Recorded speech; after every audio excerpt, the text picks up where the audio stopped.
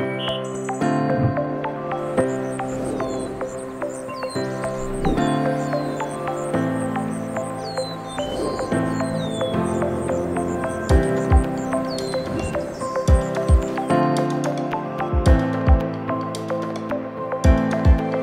s'agit d'une exploitation céréalière qui est passée en bio il y a 3 ou 4 ans. On a du soja, du tournesol, de la lentille, des pois chiches, du blé associé à la féverole, des petits pois associés à l'orge.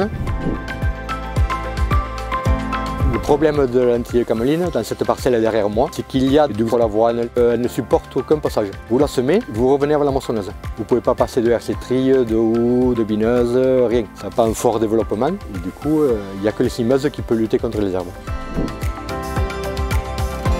Les cimeuses, c'est formidable parce que c'est un outil qui permet d'éviter toutes les propagations par la graine des plantes. Par terre, ça fait tuteur et pour moissonner, c'est nickel.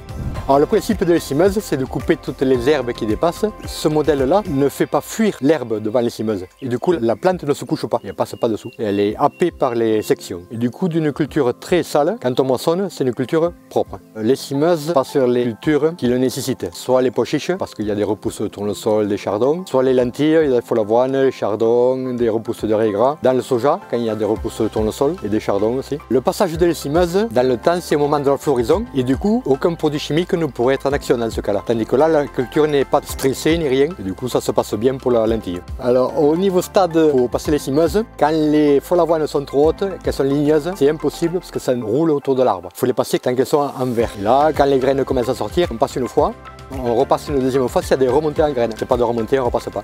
Pour adapter l'écimeuse sur le tracteur, il faut un relevage avant, un débit d'huile hydraulique assez suffisant. Le tracteur est équipé de roues étroites afin d'écraser le moins possible les lentilles parce qu'elles ne se relèvent pas.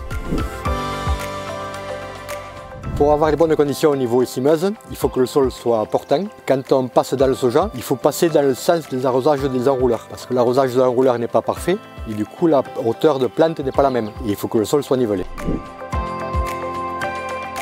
Au niveau de la lentille, l'écimeuse vient en complément de la densité de semis fort élevée. Alors l'écimeuse au niveau efficacité, c'est une machine qui est remarquable par sa simplicité mais par son résultat.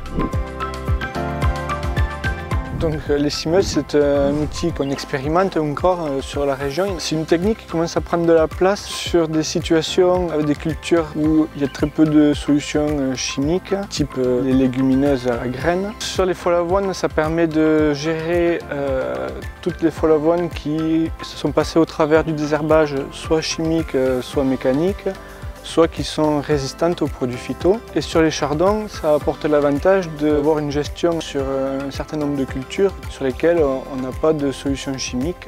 Et c'est un outil qui est assez intéressant puisqu'il permet de gérer un certain nombre d'adventices qui passent par-dessus les cultures, qui posent des problèmes en bio et en conventionnel.